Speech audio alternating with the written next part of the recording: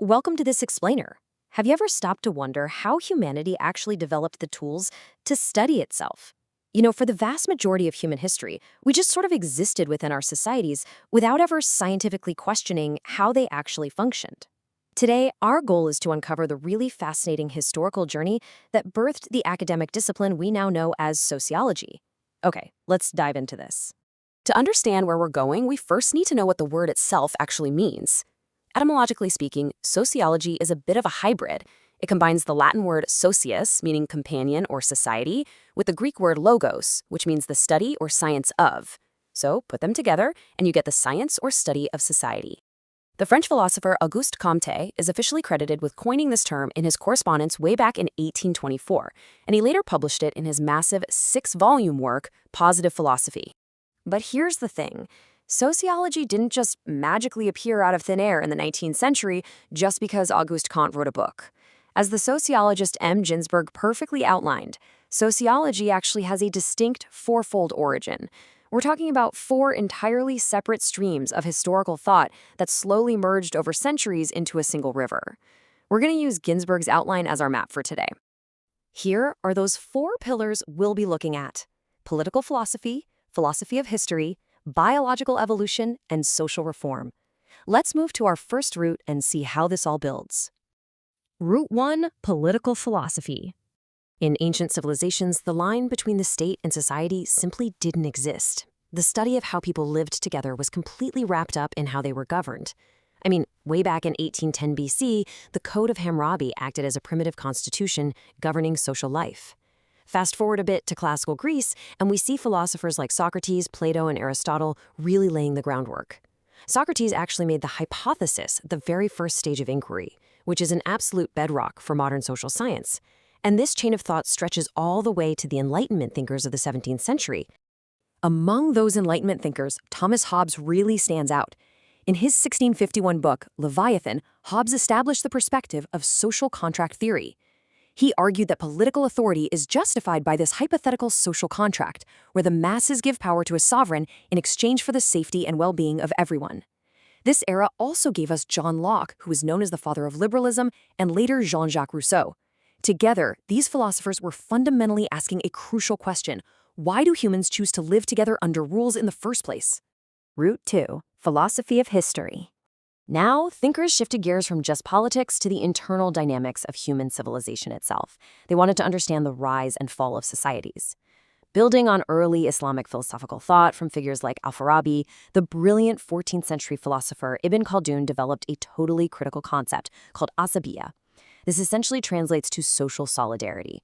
It emphasizes unity, group consciousness, and social cohesion. Ibn Khaldun saw asabiyya as the glue that holds tribal societies together, and it's a concept so powerful that it's actually still used today to explain modern nationalism. But Ibn Khaldun didn't stop there. He developed the science of al-Umran, which translates to the science of culture. This framework can easily be identified as the earliest source of true sociological knowledge. Get this, he was even one of the first to describe the economy as a process of adding labor and skill to simple products to sell them at a higher value. That is an idea that precedes modern theories of surplus value by centuries. Ibn Khaldun also analyzed populations. He observed that in a society's earlier, prospering stage, you see high fertility and low mortality, which obviously leads to population growth. And this growth forces society to develop a really high specialization of labor. Conversely, in a declining stage, you see low fertility, high mortality, and a total breakdown of that complex specialization. Following these early theories, Europe experienced a massive cultural awakening. The Renaissance, literally meaning rebirth, began in Italy in the 14th century and acted as a structural bridge, carrying European society out of the Dark and Middle Ages and into the modern age. Coupled with the Reformation movement, it completely shifted the focus from strictly divine explanations of the world to secular, worldly affairs. Humans basically started looking at humanity to explain humanity. This secular thinking exploded into 2 massive events side by side. First, we have the Industrial Revolution in England, which completely upended the economic landscape by moving people from farms to factories. And right on the other side, the French Revolution completely shattered the existing political and social order. These 2 drastic shifts created utter chaos, basically forcing society to urgently analyze itself to figure out how to maintain order. and this brilliantly illustrates our next massive shift. Out of all this chaos emerged two totally new social classes: the bourgeoisie, who accumulated immense economic power by owning the means of production, and the proletariat, who had absolutely nothing to sell but their physical labor, often working in really brutal conditions. This marks a massive historical pivot from an ascribed status, meaning you were just born a serf or a lord in feudalism, to an achieved status within capitalism. Route 3. Biological theories of evolution.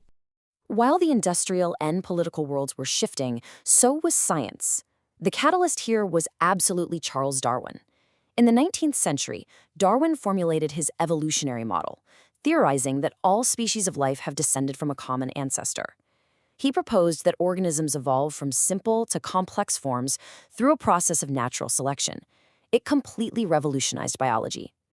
Well, sociologists saw this and immediately borrowed the biological framework. Herbert Spencer applied Darwin's theory directly to human societies, creating what we now call social Darwinism. So the crucial point here is that Spencer argued society also evolves from simple to complex. He believed that natural conflicts between social groups actually result in the best adapted groups surviving, thereby raising the overall evolutionary level of society. You've probably heard the famous phrase he coined for this: the survival of the fittest. Route 4. Movements for social and political reform. So, the Industrial Revolution created immense wealth, but also grinding, terrible poverty for the working proletariat in these new urban slums. Early thinkers like St. Simon and subsequent reformers began to argue that this severe poverty wasn't just a natural phenomenon or an act of God, it was the direct result of human ignorance and exploitation, and to fix it, they needed data. This led to massive social surveys to actually classify and measure human living conditions, a really famous early example being Sir John Sinclair's 21-volume statistical account of Scotland. They realized, hey, human behavior can be measured just like the natural world. And this brings us right back to Auguste Comte. Observing all these historical streams coming together, the philosophy of governance, the history of civilizations, the theories of evolution, and the urgent need for data-driven reform, Comte took the final steps. He first formulated what he called social physics. He fiercely argued that the strict, rigorous methods of the natural sciences absolutely must be applied to the study of society. When the term social physics didn't quite stick, he officially birthed the term sociology. The discipline was finally alive. We've seen how sociology was really forged in the fires of ancient law codes, historical philosophy, evolutionary biology, and the chaotic revolutions of industry. But society never stops evolving, right? So, as we wrap up today, consider this. If our past understanding of society was shaped by factories and biological survival, what new roots are shaping the sociology of our digital future today? Thank you so much for exploring the origins of this incredible discipline with me. Keep questioning the world around you.